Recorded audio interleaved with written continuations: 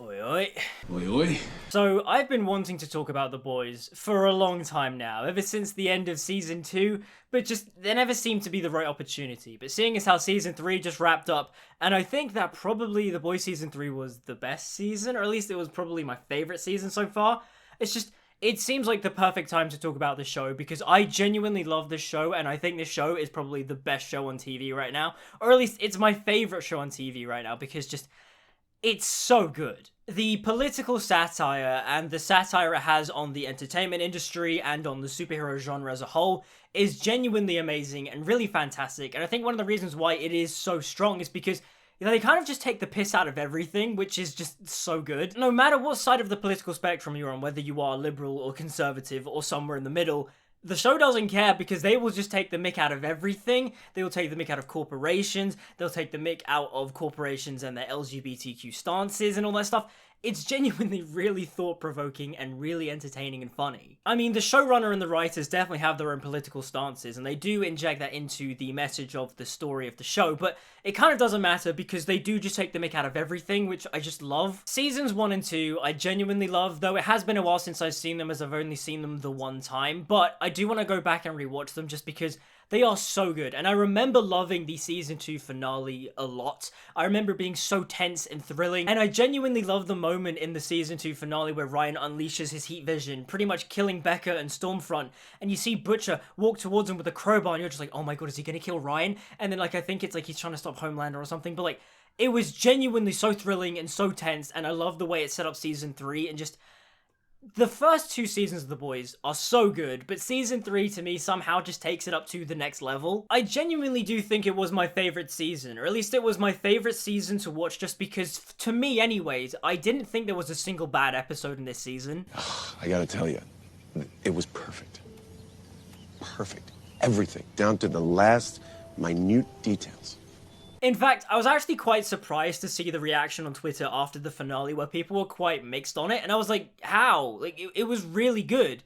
Don't get me wrong, I get some of the complaints and criticisms, and I do agree with them, but at the end of the day, I thought it was a fantastic episode, and really sets up Season 4 to be very interesting and dynamic. This video is mostly going to be my thoughts on Season 3, but I will mention things in Season 1 and 2 throughout the rest of the video, but genuinely, Season 3 starts off with such a what the fuck moment with Termite and the whole dick hole scenario thing, and it was just like, oh my god, this show, what? I remember turning on episode 1 of season 3, sitting through the first 15 minutes, and having to pause for a good 5 minutes after because I was in shock. I was genuinely like, what the fuck did I just watch? What the hell? I love this show, what? And that's one of the things I love about The Boys is that whilst it does rely on shock factor, I mean, there's no doubt about it, the shock factor comes from a character perspective, a narrative perspective, or from a world-building perspective. This entire scene shows us the recklessness of Soups and Termite as a character and how he is kind of just used to doing this, it seems. But I also think another example of this is the Herogasm, and I will say, I do think they kind of overhyped the Herogasm a little bit. On Twitter, the Vor International page, the Boys page, they kept hyping up, oh my god, Herogasm is the most gnarly thing you've ever seen on TV, it shouldn't have been shown, blah blah blah. They kept really hyping it up just this is really graphic and gonna be incredibly crude and explicit. And you get to the episode, and whilst they are doing a lot of raunchy and explicit things, it kind of doesn't hold up to, say, the first 15 minutes of episode 1 of season 3. You watch it and you kind of go, I saw the termite scene in episode 1 and the stuff that happens in Herogasm isn't nearly as shocking as that. I don't know if that's just because they desensitized us in some weird way, but either way, it was funny how they kept hyping it up and then Herogasm happened and you were kind of like, that wasn't as bad as you said it was going to be. But then I think really that was a misdirect because of the fight between Soldier Boy and Butcher, Homelander and Huey. So if it's the case of they're trying to misdirect the audience, I think they did a pretty good job at that. The character work done on The Boys to me is genuinely fantastic. Every character, no matter how big or small, how minor or how major they are into the story, is just well developed and fleshed out. Even in seasons where, say, they don't necessarily get a massive spotlight, they do go through some semblance of change or personality changes because it's genuinely so interesting. Jack Quaid as Huey, I genuinely love. I think Huey's whole arc of him wanting to get revenge on Vought and the Supes for killing Robin, his girlfriend, and how that manifests into his hatred for A-Train. But then as the story expands, he realizes that Vought is just incredibly corrupt, and then he tries to fight Vought the legal way, and then finds out that Newman is also a Supe and is technically part of Vought.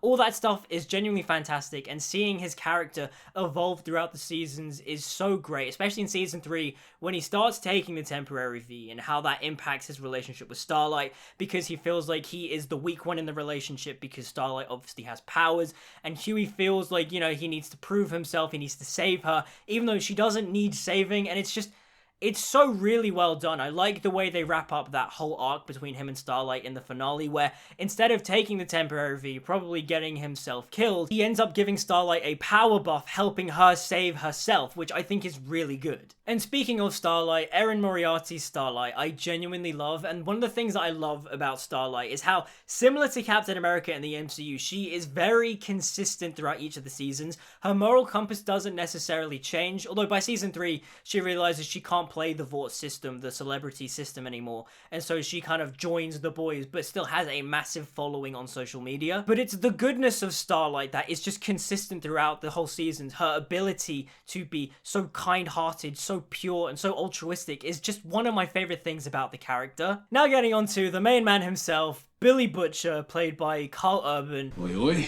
I love Billy Butcher as a character. He is just so rich, so fascinating. I love what Carl Urban does with the performance. I mean, the accent, the Kiwi Cockney accent, I don't know, whatever the hell it's supposed to be, is so bad, and I think it's intentionally bad, but I just love it. Like, it's perfect. Though I do think in season 3 it does get better and it sounds a lot more Cockney, but in those first 2 seasons, man, it is the most inconsistent thing ever, and I love it. Where's your fucking rage?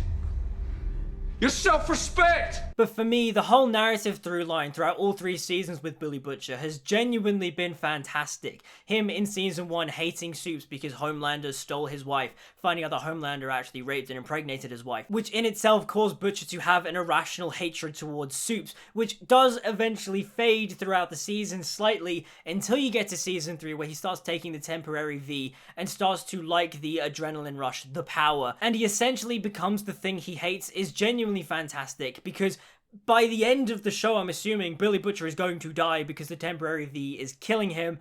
And I just think it's so fascinating seeing Butcher go from the man who absolutely despises and hates Supes to the man that has to start taking temporary V in order to beat the Supes. Not to mention the dynamic and relationship he forms with Huey and how he views Huey to be like his younger brother Lenny, who killed himself when he was younger, is genuinely fascinating and interesting because you see Butcher grow to really love and care for Huey, and it really culminates in season 3 where he stops Huey from taking the temporary V for the last time in the finale, which is a kind of weird character beat because in the previous episode when it ends with Butcher going, we gotta get more of that 10V and take out the Homelander once and for all, it's kind of weird that Butcher kind of goes back on that in the finale, but even still, I really like it. I like how Butcher is so protective over Huey, and one of my favorite moments in the season is when Butcher wakes up from the visions he's having of Lenny, he sees Huey, and he's like, oh my god, I'm so sorry, and you're just like, oh, whoa, that's really deep. And he's just like, oh god, it's Huey. That moment was a moment I loved so much because it reminded me of a moment from the Wheel of Time book 2, The Great Hunt. There's a scene in that book that's very similar, and I just love that moment, and I love seeing Butcher's reaction to seeing Huey and Lenny kind of merged into one. It was just, it's so good. I love the character of Billy Butcher, and plus Carl Urban is just fantastic in the role. You look like Kermit the Frog with a right little wank in your mouth. You've also got the rest of the boys like Mother's Milk and Kamiko and Frenchie, and I genuinely love all of them. Mother Milk's arc in season 3 about him, you know, trying to get revenge on Soldier Boy and trying to go to any lengths to stop Soldier Boy, whilst also crossing the line and the relationship and dynamic he has with his ex-wife and his daughter. It was all really fascinating. Though, I have to say, I have no clue what Mother's Milk's ex-wife Janine sees in Todd. Like, Todd is just such a dweeby loser and just pales in comparison to MM. Like, huh? And the Kamiko and Frenchie dynamic I genuinely love. And season 3 kind of muddles it a little bit because she kind of like family zones Frenchie, which is weird because Kamiko and Frenchie are like 2 characters I really want to couple up. I think they just fit together so nicely. Frenchie is just so positive and kind around her, and Kimiko just hates herself, but Frenchie's just like, no, you are not the monster. I love you, you are my mon cœur. That to me is just couple goals, and it's just weird how the show kind of like friend zones, family zones them. It's weird because when she kisses him and Frenchie goes to get coffee before he gets kidnapped, he's very much just like, oh yeah, I enjoyed that. I kind of like that. That's pretty nice. And then after he gets kidnapped, Kimiko like family zones him, and it's like, wait, what? What does that even mean? That's kind of something I do hope they fix in season 4. They kind of retcon it and they make Frenchie and Kimiko a couple, just because they work so well together, and I want them to be together. And then you have the members of the Seven and how they develop throughout each of the seasons. They're all just so compelling, like Queen Maeve, Black Noir, A-Train, The Deep. It's all just so fascinating. Like, A-Train to me as a character, I love to hate because he's an asshole and he's incredibly selfish. But the show always gives you these glimpses, these moments of where you're like, is A-Train finally going to do the right thing? Is A-Train actually going to redeem himself and help the boys? And then he doesn't, and you're just like, oh my god, I hate this guy. This guy can... Oh my god. Part of me feels like we are going to get that at some point, but just... I don't know. Come on, A-Train, redeem yourself. Heck, even minor side characters like Ashley have really compelling, interesting character quirks and storylines. Seeing Ashley rise to the CEO of Vought and how under the pressure of Homelander she's just ripping out her hair and how they turn that into a character thing. It's so fascinating. In the finale when Homelander tells her to take off the wig and you see that she's just been pulling out her hair and she only has a couple of strands left.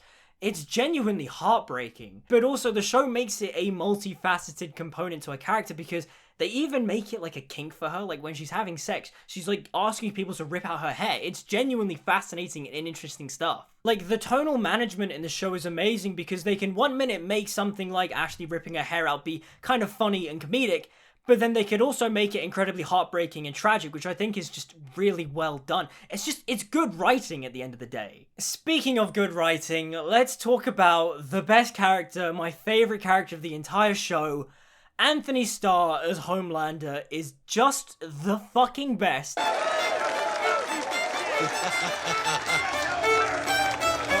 Give him his Emmy nomination. Give him his Emmy win right now because he deserves it. It sucks how every time The Boys comes out, they are just shy of qualifying for the Emmys. I don't know why they keep doing this, but they genuinely need to get Anthony Starr nominated for an Emmy because his performance as Homelander has always been outstanding and he is just phenomenal. Season 3 just showed him at a new height and just... He is so good. The conversation he has with himself in the mirror, you know, the very Norman Osborn-esque Spider-Man 1 homage where he's arguing with himself in the mirror, is genuinely fantastic. And just, Anthony Starr, man, he knocks it out of the park every season. And one of the things I love the most about Homelander is how there are times where you genuinely empathize and sympathize with a guy and you go, yeah, he is very much the Superman Captain America-esque figure. But then he does something incredibly psychopathic and you're just like, oh my god, no, this guy is insane. What the hell? He's just a fascinating psychopath and just seeing elements into his psyche like how he wants to be loved and bringing something as universal as that idea to the audience. You can't help but latch onto him and sympathize with him because he's just... It's so good. I think part of it has to do with Anthony Starr's performance as well, but just... He's incredible. It was perfect. Perfect. Everything. Down to the last... minute details. Not to mention the Homelander memes are genuinely fantastic and just I love them so much. Like the one where he's just like, I'm better, I am better. I don't make mistakes. I'm not just like the rest of you. I'm stronger, I'm smarter, I'm better. I am better. Or the one where he's huffing and puffing because he's having a panic attack because he thought he saw Soulja Boy in the crowd. Is just, that's one of my favorites.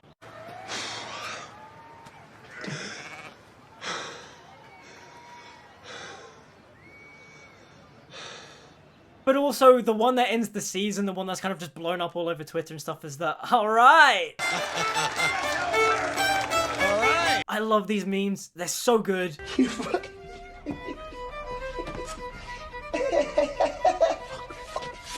But one of the things about Homelander that I just find so fascinating is that at the end of the day, he is just one bad day away from just flying around the entire world, lasering people, killing everyone because he doesn't care. He doesn't need people to love him. He wants that, but at the end of the day, he doesn't necessarily need it. And he's just one bad day away from going full-on evil dictator-like Injustice Superman. And I just want to see that so badly. When that happened in season 2, where he like lasered the entire crown, but then you find out that like that's a hallucination, I was like, oh man, I want there just to be a season or like an alternate episode where Homelander does just take over the entire world. And one of the best characters they introduced in season 3, one of the best parts of season 3, was Jensen Ackles as Soldier Boy. I love this character, this Captain America S-type character who was brought into present day, has been tortured and experimented on by the Russians, and bringing him into present day and showing us his reaction to things like gay couples, which would be a more realistic S approach than, say, Steve Rogers coming into present day and just being like, oh yeah, everyone's all fun and dandy. But that sort of skepticism and more authentic reaction that Soldier Boy brings just makes him more fascinating as a character. Not to mention the fact that Jensen Ackles is just incredible. I mean, not only is he just incredibly handsome, but the Soldier Boy costume is great. He looks good in the costume. His voice, the deepness, the richness of his voice is just, ugh, why don't you gargle on my ballsack? And I have to mention, the songs and parodies this season were genuinely fantastic. Soldier Boy's cover of Rapture by Blondie, just, ugh. Fab Five Freddy told me everybody's fly. DJ spinning and I said my. Flash is fast, Flash is cool. Francois Sapar, Flash ain't no dude and you don't stop. Sure shot, go out to the parking lot and you get in your car and you drive real far. And Supersonic's Teenage Boy Band song is genuinely amazing. Like low-key, no, in fact, high-key, it is a banger and absolutely slaps. Baby, baby, baby, got your license to drive. Got your license to drive me crazy.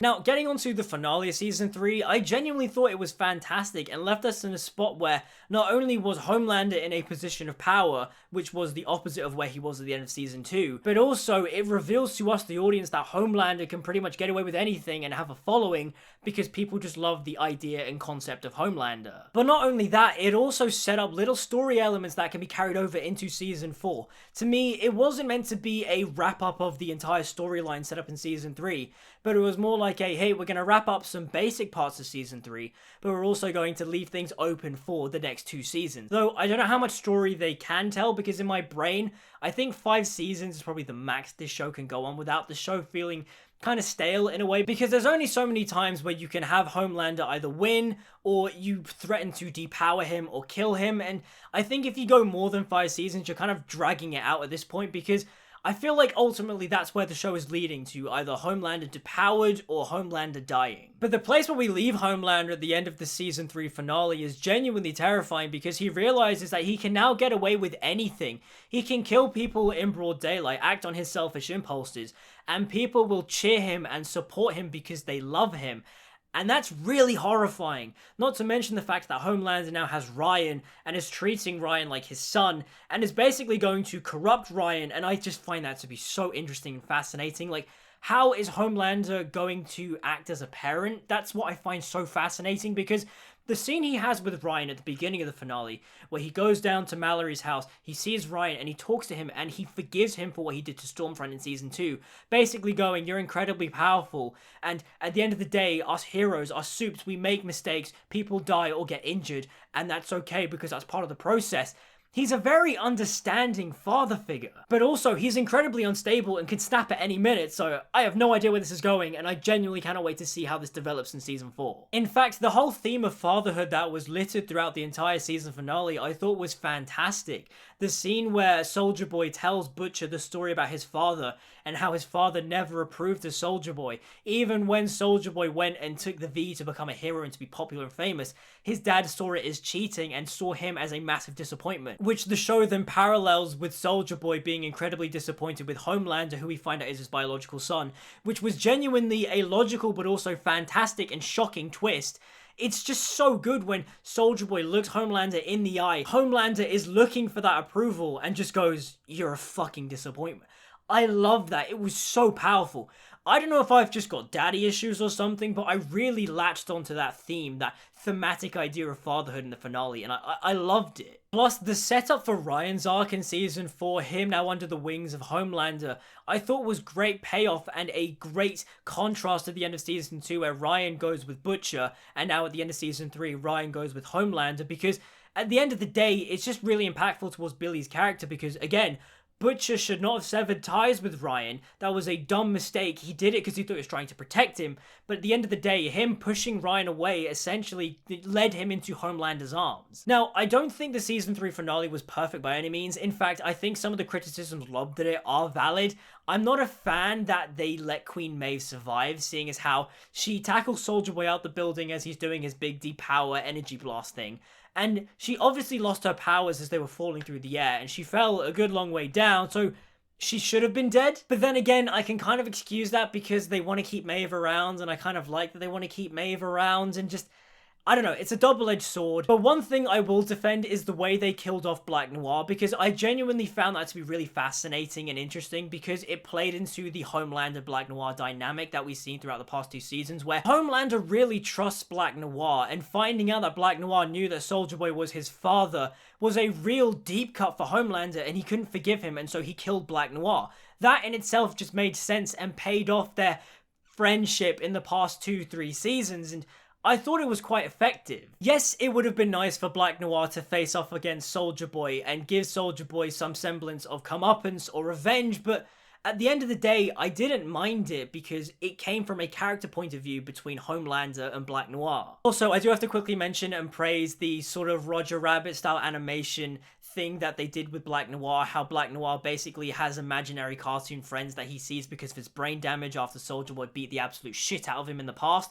I love that detail. I thought it was so sad when Black Noir is bleeding out on the ground and you have that little, Beaver Chipmunk character walk up to him just being like, oh, it's okay, you did your best. Like, it's so good. Now, I'm not gonna lie, one of my criticisms of season 3 is I don't necessarily like how they sort of pushed away Stan Edgar, because we find out that Newman is Stan Edgar's daughter, and she basically makes a deal with Homelander, basically pushing Stan Edgar out of the company and basically making Homelander the head of the board of Vought, which I think is an interesting idea, but I just don't like that we don't see Stan Edgar reappear, because it's just kind of weird. I don't know, you don't get someone like a Giancarlo Esposito and just have him be there and then kick him off, and that's kind of it.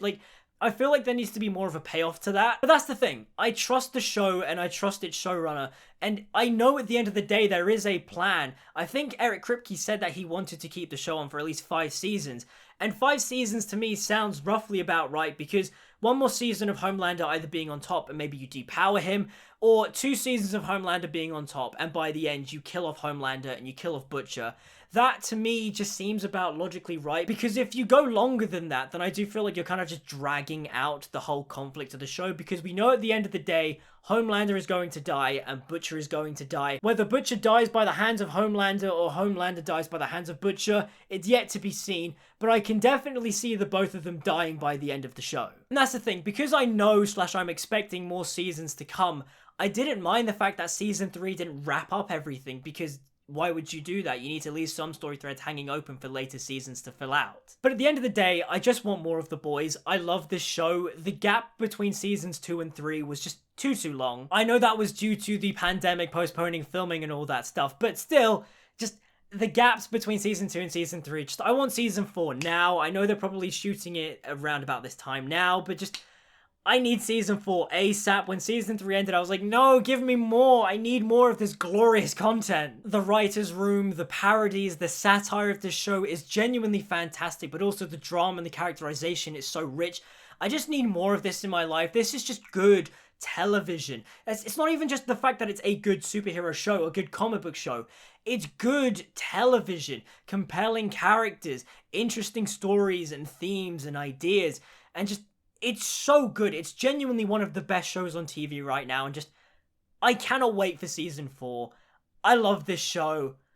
This is cinema. But those are just my thoughts on The Boys. What are yours? Are you like me? Do you love this show? Do you like it? Do you hate it? I know some people just can't get over the fact of how crude and violent the show is, but still, I'd like to know your thoughts. Let me know in the comments down below. Like, subscribe, follow me on social media, all that good stuff. Until we meet again, I'll see you guys next time.